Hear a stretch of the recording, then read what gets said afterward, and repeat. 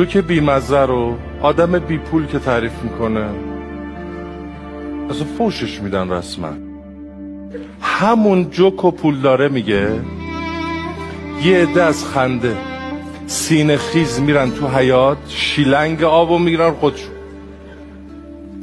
بی پوله میره پیاده روی، میگن بنده خدا نداره تاکسی سوارشه بمیرم. پول داره میره پیاده روی، میگن تناسب اندامشو دیدی؟ بی پوله تو جمع سیگار در میاره، میگن نکش بی فرهنگ.